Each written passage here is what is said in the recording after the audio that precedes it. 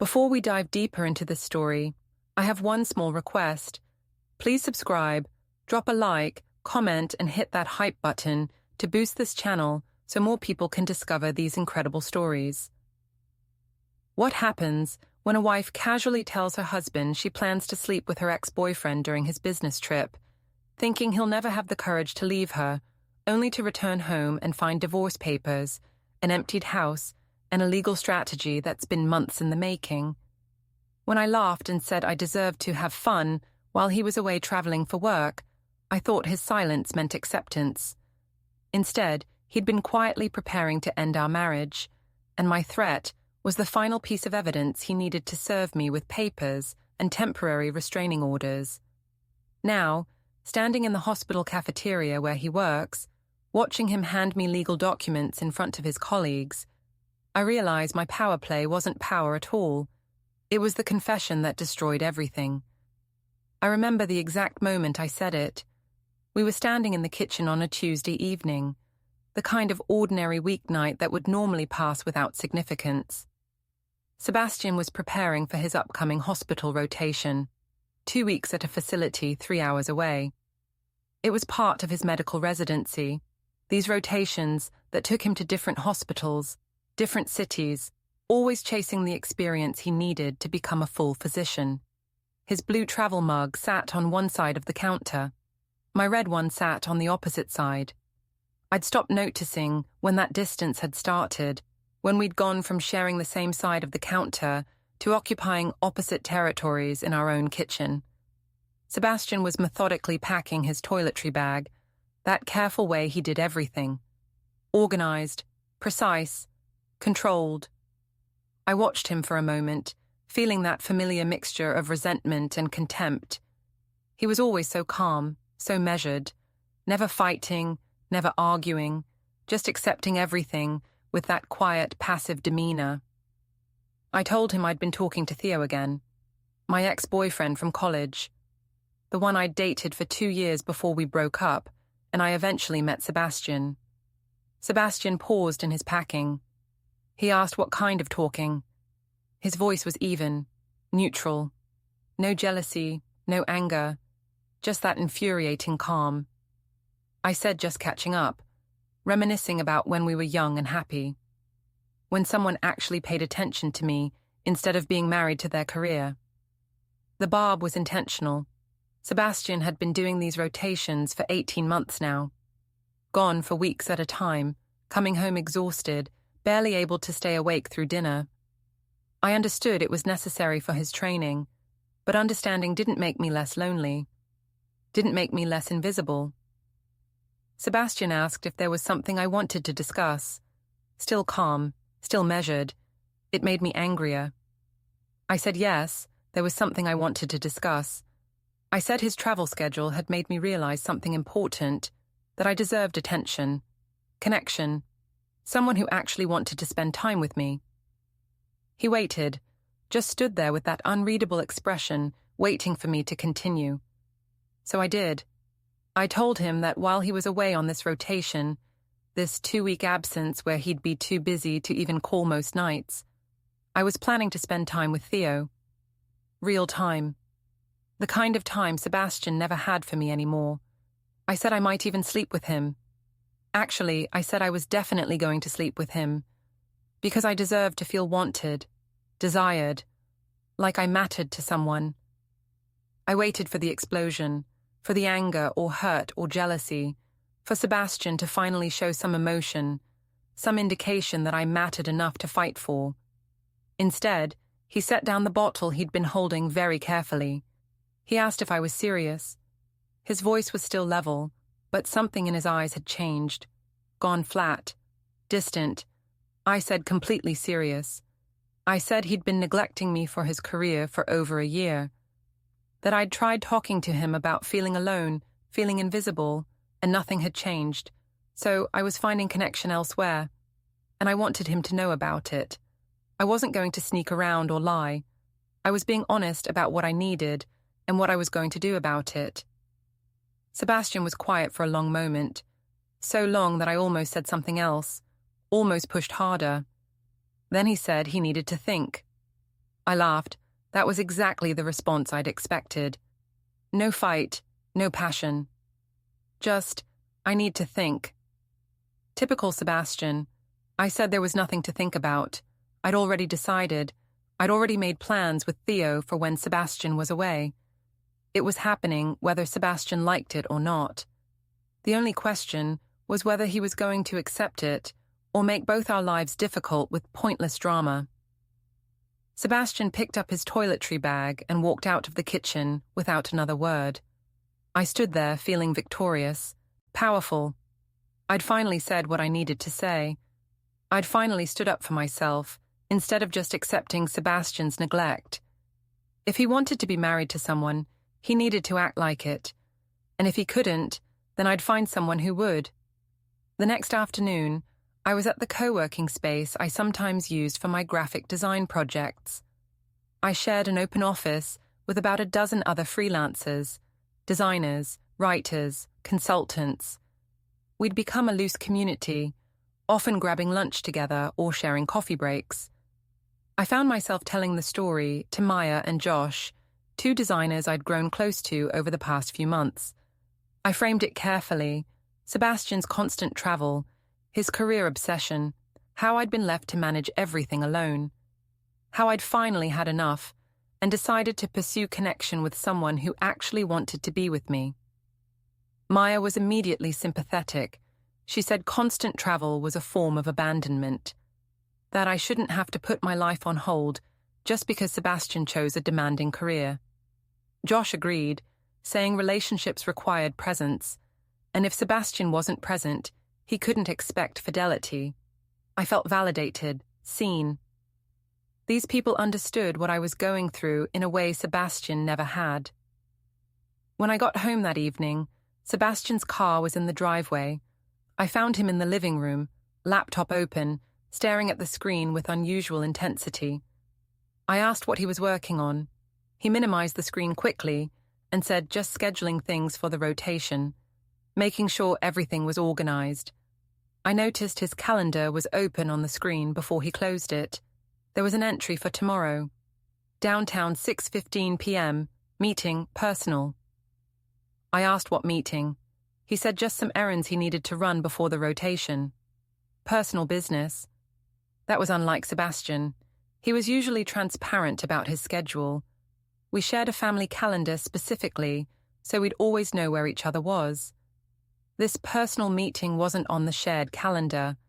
I asked what kind of personal business. He said he'd explain later. Then he closed the laptop and went upstairs. I stood there feeling unsettled. Something in his tone, his demeanor felt different. Not angry, not hurt, just distant, cold, like he'd already made some decision I wasn't aware of.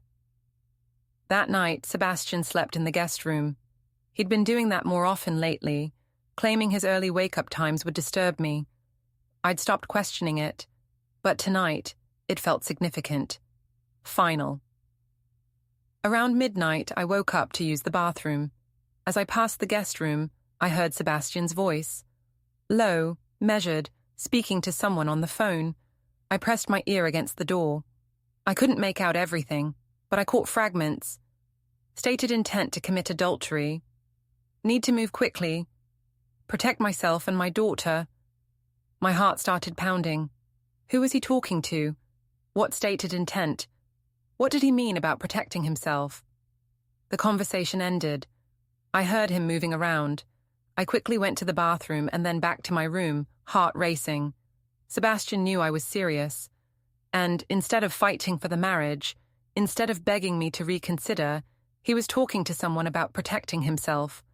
I told myself it was probably nothing. Maybe he was talking to a friend, venting about the situation. Maybe stated intent just meant he was processing what I'd said. But deep down, something cold settled in my stomach. Sebastian wasn't reacting the way I'd expected, and that scared me more than his anger ever could have. The next few days passed in a strange tension. Sebastian went about his preparations for the rotation with his usual methodical efficiency, but there was something different about him. A distance that felt more like departure than just emotional withdrawal. On Thursday afternoon, I met Theo at the beach promenade. It was a beautiful day, warm sun, gentle breeze off the ocean. We'd been messaging constantly since I'd reconnected with him on social media 3 months ago. He'd recently gone through a divorce and understood what it felt like to be in a marriage where you were alone.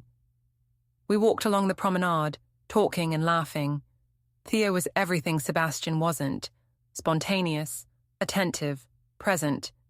He listened when I talked about feeling neglected. He understood when I expressed frustration with Sebastian's career focus. He made me feel like I mattered. We talked about the upcoming 2 weeks.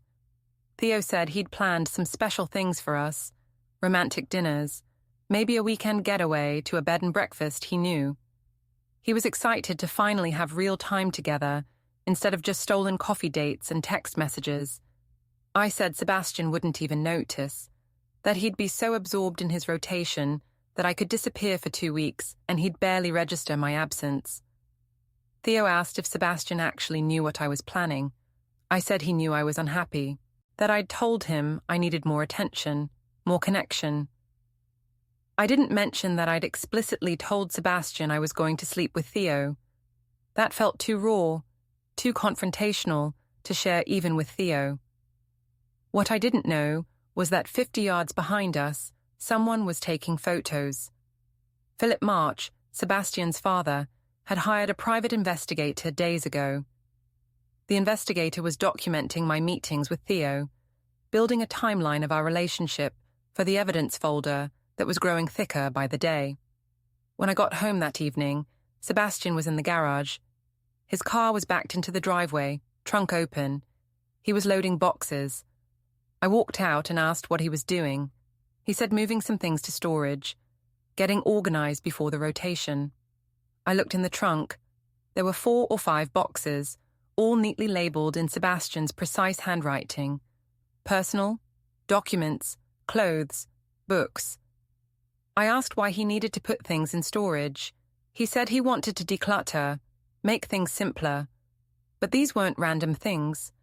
Looking at the visible items, I could see his favorite books, his framed diplomas, photo albums from before we met, things that mattered to him, personal things. On the passenger seat were 3 folders. I could see the tabs: financial, copy; medical, copy; iris, copy. Copies of what? Why did he need copies of financial and medical documents? A sticky note on top of the folders read, "Review before departure." I asked what those were. Sebastian closed the trunk and said just paperwork he needed to organize. Tax documents and insurance stuff, nothing important. But his tone said otherwise. His tone said these were very important indeed. I noticed something else then. On his keyring, mixed in with our house key and his car key, was a new key I didn't recognize. It was silver and looked like an apartment key. I asked what that key was for. Sebastian glanced at his keys and said he'd rented a temporary place closer to the hospital for his rotation. It would save him the commute time and let him focus on his work. I asked why he needed his own place when the hospital had resident housing. He said the housing was full this rotation, that he'd had to make other arrangements. I didn't believe him, but I didn't know why I was suspicious. It was perfectly reasonable, except that Sebastian had never rented temporary housing before. He'd always stayed in resident housing, no matter how far the facility was. He closed the car and went inside without another word. After he went upstairs, I searched the garage. In the corner, I found more boxes, already sealed and labeled. I opened one marked office supplies and found our shared filing folders, financial documents, insurance policies, Iris's birth certificate and medical records. Except these weren't the originals. Every document was a photocopy. At the top of each copy, in small print, was stamped "Original on file." Where were the originals? Why had Sebastian made copies of everything and taken the originals somewhere else? I went inside and checked our home filing cabinet. It was half empty. All our important documents, marriage certificate, mortgage papers, car titles, tax returns, were gone. In their place were photocopies with that same stamp, original on file. A cold dread settled over me. This wasn't normal. This wasn't someone preparing for a 2-week rotation. This was someone preparing to leave. Permanently. But why? Just because I'd said I was going to sleep with Theo? That seemed like an overreaction. We could work through that. Lots of couples dealt with infidelity and came out stronger. Except, a small voice in my head said, "You haven't cheated yet. You threatened to. You told him exactly what you were going to do and when. And instead of fighting for you, he's been preparing for something else." That night, I couldn't sleep. Around 2 a.m, I crept downstairs to Sebastian's office. His laptop was closed but not locked away. I opened it, my heart pounding. The screensaver required a password. I tried our anniversary. Wrong. I tried Iris's birthday. Wrong. I tried his mother's maiden name. Wrong. He'd changed his password. Sebastian, who'd always used the same password for everything, who'd never hidden anything from me, had changed his laptop password to something I couldn't guess. I gave up and closed the laptop. As I stood to leave, I noticed a slim folder on his desk. It was labeled simply Consultation Notes. I opened it. Inside were handwritten notes in Sebastian's precise script, dated over the past week. Grounds for divorce in this jurisdiction: no fault versus fault-based. Stated intent to commit adultery, admissible as evidence. Temporary custody arrangements, emergency orders. Document gathering checklist, financial, property, custody related. My hands were shaking. These weren't just thoughts. These were action items. Sebastian wasn't considering divorce. He was planning it. I put the folder back exactly as I'd found it and went back upstairs. I lay in bed staring at the ceiling, my mind racing. This couldn't be happening. Sebastian was too passive, too conflict-averse to actually file for divorce. He'd threatened it before, during arguments, and never followed through. This was just another empty threat. A way to scare me into backing down about Theo. Except Sebastian hadn't threatened anything. He'd just gone quiet. And quiet, I was starting to realize, was more dangerous than threats. On Saturday night, 2 days before Sebastian was scheduled to leave for his rotation, my friends organized what they called a liberation party for me. They'd rented a private section of a trendy rooftop bar downtown. About 15 people showed up. Friends from the co-working space, some neighbors, a few people from my yoga class. The theme was celebrating my courage in standing up for myself, in refusing to accept neglect, in demanding to be seen and valued. I wore a red dress and heels. I felt powerful, alive, like I was finally taking control of my life instead of being a passive character in someone else's story. Maya made a toast early in the evening. She raised her glass and said, "Here's to Undine for having the courage to say what she needs and to pursue happiness even when it's scary." Everyone cheered and drank. I felt a surge of validation. As the evening went on and the wine flowed, people kept asking me to tell the story, to explain what had happened with Sebastian. Each time I told it, it came out slightly different, slightly more dramatic. I talked about Sebastian's constant absence, how he'd prioritize his career over our marriage at every turn, how I'd tried talking to him about feeling neglected, and he'd just nodded and promised to do better, but never actually changed. I talked about reconnecting with Theo, how it had started innocently, but had grown into something real, someone who actually listened, who actually cared, who made time for me instead of constantly being somewhere else. And then I talked about the conversation in the kitchen, how I'd finally been honest with Sebastian about what I needed, how I'd told him directly that I was going to spend time with Theo while he was away, how Sebastian had just stood there, silent, unable to even fight for our marriage. Someone asked if I felt guilty. I said no. I said guilt was what women were taught to feel when they prioritized their own needs, that I was done feeling guilty for wanting to be seen and valued. Another friend asked what Sebastian had said. I laughed and said nothing meaningful, just that he needed to think.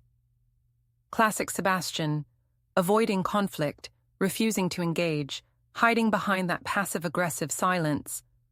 Josh, from the co-working space, raised his glass and said, "Here's to men who choose their careers over their wives and then act surprised when their wives choose someone else."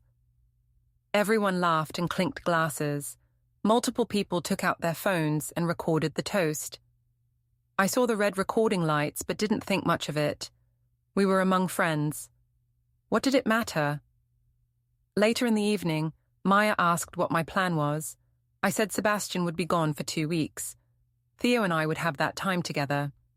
And when Sebastian came back, we'd have to have a real conversation about our marriage, about whether it was even worth saving at this point.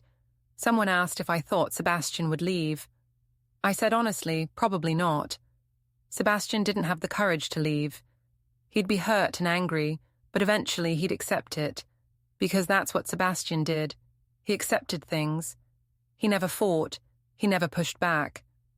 I said my husband chose his career over me, so I was choosing someone who actually wanted to be with me. That wasn't selfish. That was survival. More phones came out, more recording lights. People were nodding, agreeing, validating everything I said. Maya posted a video to social media right there. I saw her caption as she typed, "When you finally stop settling for less than you deserve, or self-love, or no regrets, or choosing me." The video included me saying that line about Sebastian choosing his career over me. Within an hour, it had 50 likes. By the end of the night, over 200. My sister Yasmin was at the party. She'd been quiet most of the evening, nursing a single glass of wine. As the party wound down, she pulled me aside. She said she was worried about me, that this didn't feel like empowerment, it felt like destruction. She asked if I'd really thought through what I was doing, what it would mean for Iris, what it would do to our family. I told her she didn't understand, that she'd never been in a marriage where she felt invisible, that it was easy to judge from the outside. Yasmin said she wasn't judging. She was just worried that I was making decisions out of anger instead of clarity, that announcing my intention to cheat wasn't the same as asking for a divorce honestly and respectfully. I said I was being honest. More honest than most people were in failing marriages. I wasn't sneaking around. I was being direct about what I needed.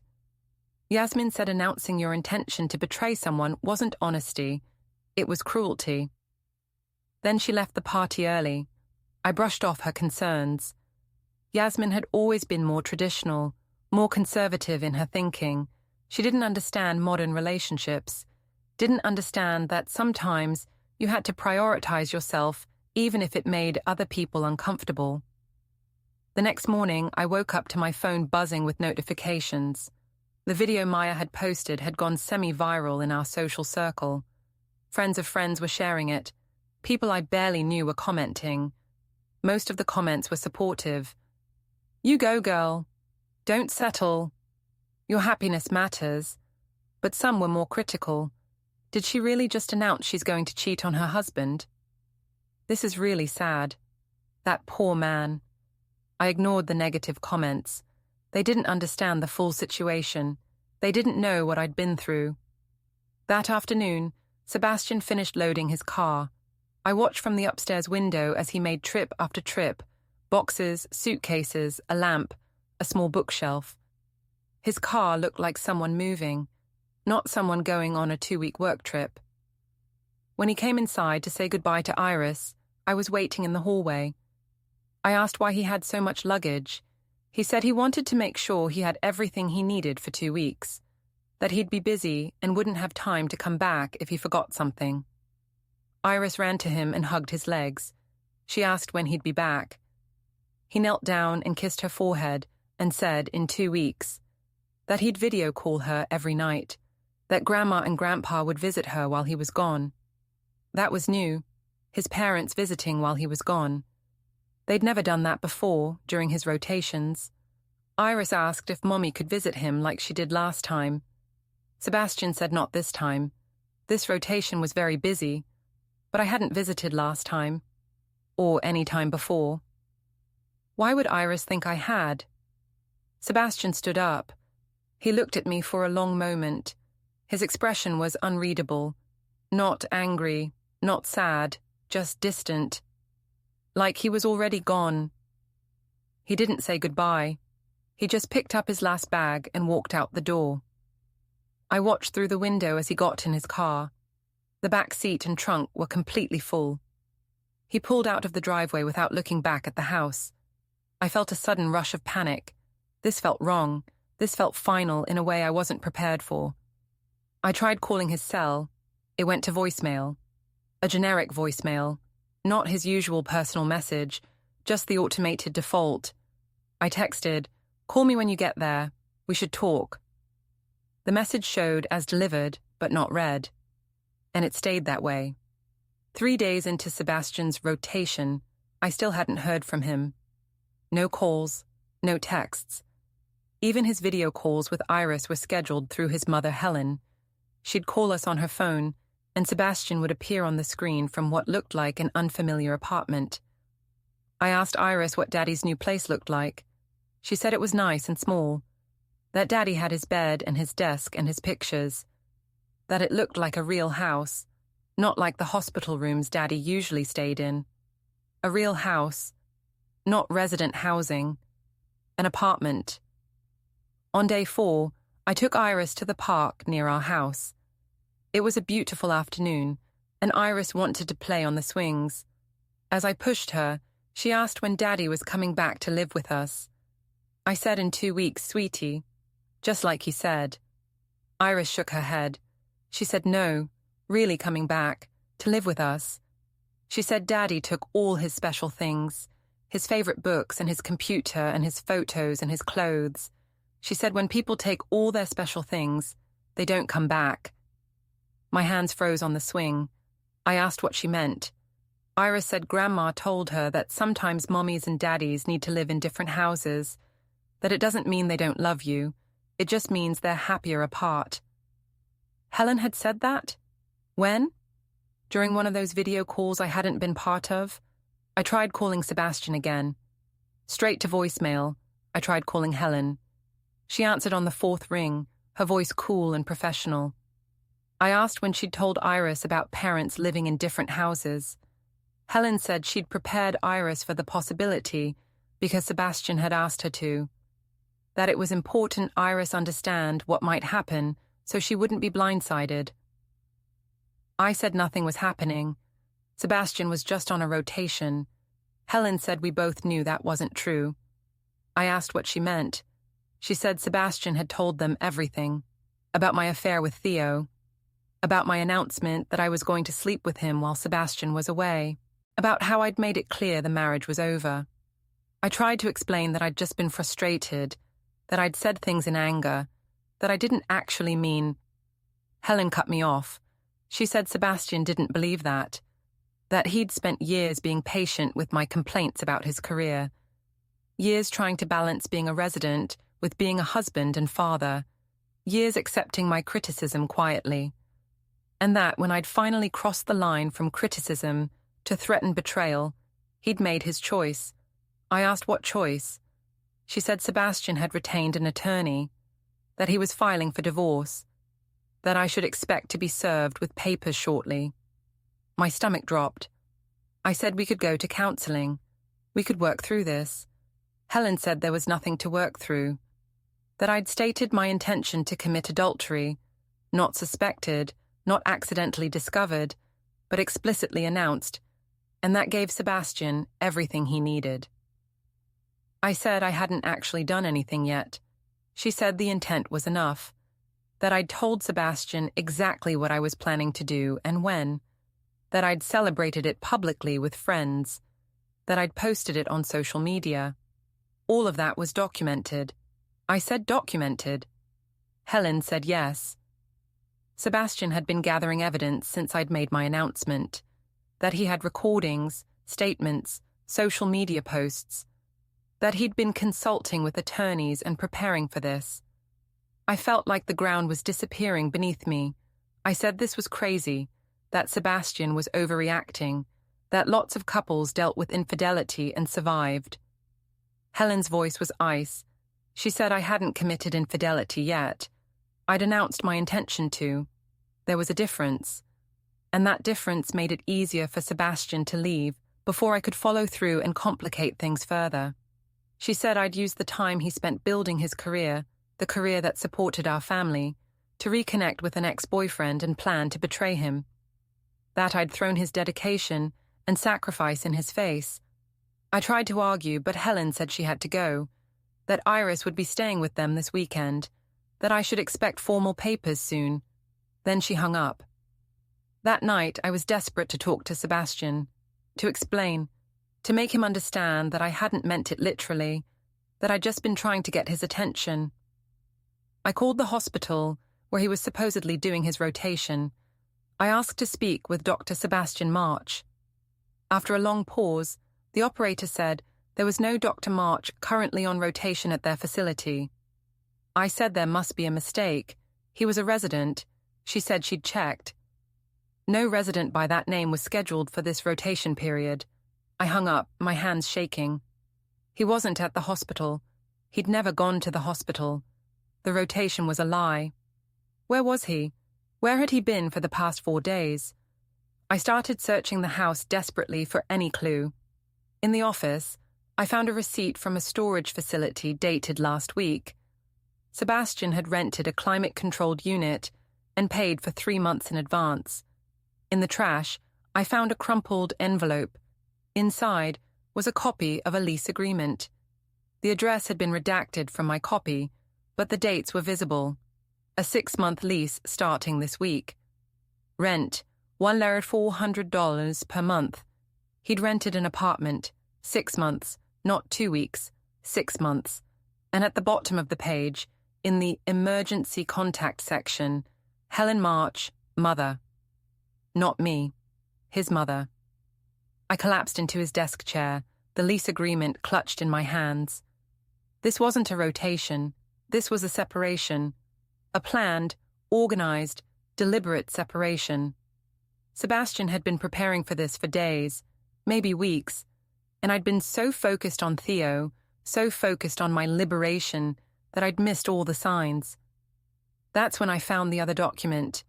It was in a folder on his desk labeled Temporary Custody Proposal, Draft. Inside was a legal document outlining a proposed custody arrangement for Iris. It granted Sebastian primary physical custody, with me receiving supervised visitation twice per week. The reasoning cited stated maternal intent to engage in extramarital affair, introduction of affair, partner into child's home environment, and demonstrated pattern of prioritizing personal desires over child's welfare. This wasn't just separation. This was war. And I'd armed him with every weapon he needed. Iris appeared in the doorway of the office. She was holding her stuffed rabbit, the one Sebastian had given her when she was 2. She asked if I'd made Daddy leave because of the other man Grandma mentioned. I opened my mouth to answer, but no words came out. Because the truth was yes. Yes, I had, and I couldn't lie to my 4-year-old daughter when she was looking at me with those trusting eyes that looked so much like Sebastian's. I pulled her into a hug and said sometimes grown-ups make mistakes. That Mommy had said things she shouldn't have said, that she hadn't meant to hurt Daddy, but she had anyway. Iris asked if Daddy was coming back.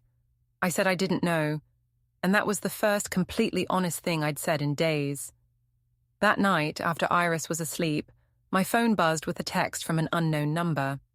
This is your notice that Sebastian March will not be returning to the marital residence. All communication should go through legal counsel. Expect formal service within 72 hours. I tried calling the number back.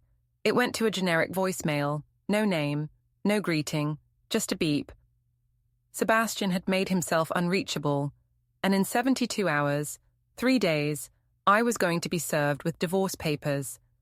Everything I'd thought I was controlling had been controlled by him. Every move I'd made thinking I had power had actually been giving him exactly what he needed to leave.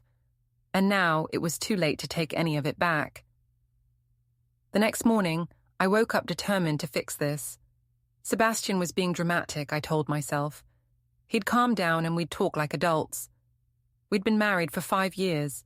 We had a daughter. He couldn't just walk away because I'd said some things I didn't fully mean. I tried calling his cell phone, the number I'd called for 5 years, the number that had been Sebastian Mobile in my contacts since we started dating. The automated message said, "The number you have reached is no longer in service." He'd disconnected his number, changed it, made himself completely unreachable. I tried calling Helen again. She answered this time, her voice clipped and professional. I said I needed Sebastian's new number, that we needed to talk about this. Helen said all communication should go through attorneys. I said I didn't have an attorney. She said I should get one, quickly. I asked where Sebastian was. She said that was none of my business. I said he was my husband. She said not for much longer. I felt desperation rising. I said I deserved a chance to explain, to make things right. Helen said I'd had plenty of chances, that Sebastian had been patient with me for years, that he'd listened to my complaints about his schedule and tried to do better, that he'd worked himself to exhaustion, trying to balance residency with being present for me and Iris. She said, and what had I done? I'd reconnected with an ex-boyfriend, conducted an emotional affair for months, then announced my intention to make it physical, then celebrated that intention publicly with friends while Sebastian was preparing to leave town. She said I'd handed Sebastian everything he needed, that I'd documented my own betrayal so thoroughly that his attorney said it was one of the clearest cases she'd ever seen. I said I never actually cheated. Helen said the law recognized stated intent, that announcing your plan to commit adultery with specific dates and circumstances was legally actionable, that I'd essentially confessed to premeditated betrayal. She said Iris deserved better than a mother who valued attention from an ex-boyfriend more than her daughter's stable home, that Sebastian would be seeking primary custody and would almost certainly get it. I said I was Iris's mother. Helen said being a mother required putting your child first. Then she hung up. I spent that entire day trying to find Sebastian. I drove to the hospital where he was supposedly doing his rotation. The administration confirmed no Dr. March was scheduled. I drove to his parents' house. No one answered the door, though I could see Helen's car in the driveway. I called mutual friends. None of them knew where he was. Or if they did, they weren't telling me. By evening, I was exhausted and desperate. I stood on our balcony, looking out at the yard where Iris's swing set stood empty, and called Sebastian's new number, the one I'd gotten from his email auto-reply. He answered on the 3rd ring. His voice was cold, distant. I said we needed to talk, really talk, like adults. He said there was nothing to talk about. I said I didn't actually mean what I said, that I was just frustrated and wanted his attention, that I wouldn't actually have gone through with it. Sebastian said my text messages with Theo suggested otherwise, that my public statements at the bar suggested otherwise, that my social media posts suggested otherwise. I asked what text messages. He said all of them, that he'd been documenting since I first reconnected with Theo 3 months ago, that he had screenshots of every flirty message, every complaint about our marriage, every plan we'd discussed. I felt sick. I said that was a violation of my privacy. He said monitoring your spouse's communications when you suspect an affair isn't illegal. That checking our shared family cloud account, where my phone automatically backed up, wasn't a violation of anything. I said he'd been spying on me. He said he'd been protecting himself. There was a difference. I asked what he wanted. He said he wanted a divorce, full custody of Iris, and for me to never contact him except through attorneys. I said that was extreme, that we could go to counseling, work through this. He said there was nothing to work through. I'd made my choice when I announced my intention to sleep with Theo. He was making his choice now. I said I loved him. He said no, I didn't. If I'd loved him, I wouldn't have done any of this. I'd have talked to him honestly instead of threatening him with infidelity. He said everything from here forward would be handled properly, legally, through appropriate channels, that I should expect formal service within the next day or two. I begged him to reconsider. He said he'd considered for days while I'd been planning my affair, that his decision was final. Then he hung up. I tried calling back. The phone rang twice and went to voicemail. He'd blocked me. The next day, I went to the supermarket to get groceries. I was in the checkout line when I heard someone say my name. Helen was standing in the next lane over. She saw me and walked toward my line, her expression cold.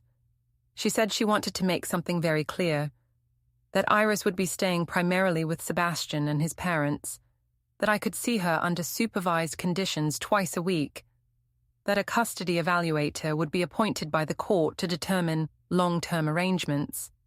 I said I was Iris's mother, that I had rights. Helen said yes, I did, but so did Sebastian. And given the evidence of my behavior, the affair planning, the public statements, the complete disregard for how my actions would affect our daughter, the court was likely to favor Sebastian. She said I'd chosen to blow up our family for attention from an ex-boyfriend, that I'd announced it publicly like it was something to celebrate, that every one of those decisions would be considered when determining what was best for Iris. I tried to argue. Helen said she had to go, that she hoped I'd use this time to reflect on my choices. Then she walked away.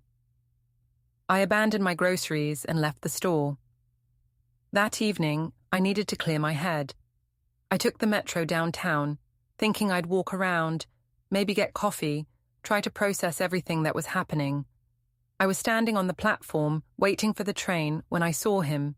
Sebastian was 50 feet away, standing with a woman in her 40s. She was wearing a professional suit and carrying a leather briefcase. They were reviewing documents together. I moved closer, trying not to be obvious. I could hear fragments of their conversation. The woman was saying something about service procedures, about the hospital cafeteria being the best location, about how evidence of stated intent was rare and clear in this case. Sebastian was nodding, making occasional notes on his phone. The woman said something about Thursday at 12:30, about a process server being arranged, about all documents being ready. Thursday, that was tomorrow, at 12:30. Sebastian's phone lit up with a message. I was close enough to see the preview before he swiped it away. Process server confirmed for Thursday, 12:30 p.m. All documents ready for service. The train arrived. Sebastian and the woman boarded, still deep in conversation. Sebastian never looked in my direction, never acknowledged my presence, even though I was certain he'd seen me. Through the train window, I watched them sit down. The woman pulled out a folder and showed Sebastian something. He looked at it, nodded, and they continued talking. The train pulled away. I stood on the platform, my mind racing. Service tomorrow at 12:30. Where? The woman had mentioned the hospital cafeteria, Sebastian's hospital, where he worked, where all his colleagues would see. He was going to serve me divorce papers in public, in his workplace, in front of people he worked with every day. I tried calling him again, blocked. I tried texting. The messages showed as delivered but not read. I had less than 24 hours until divorce papers were served, and I had no idea how to stop it. I went home and lay awake all night, staring at the ceiling, trying to figure out what to do, trying to understand how everything had spun so completely out of control. I'd thought I was standing up for myself, taking charge of my life, refusing to be neglected. Instead, I'd handed Sebastian every tool he needed to dismantle our marriage on his terms, not mine. And tomorrow, in front of his colleagues and co-workers, I was going to face the consequences. Thursday morning, I woke up with my stomach in knots. I checked my phone obsessively, looking for any message from Sebastian, any sign that this was a bluff or a scare tactic. Nothing. At 11:45, my phone buzzed with a text from Sebastian's new number.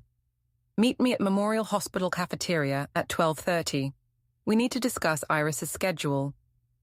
Just like that. Clinical, professional. As if we were co-workers coordinating a project instead of spouses on the verge of divorce. I told myself this was good. He wanted to talk about Iris. That meant he was willing to communicate. Maybe we could work something out. Maybe he'd been dramatic but was now ready to be reasonable. I dressed carefully, professional but not too formal.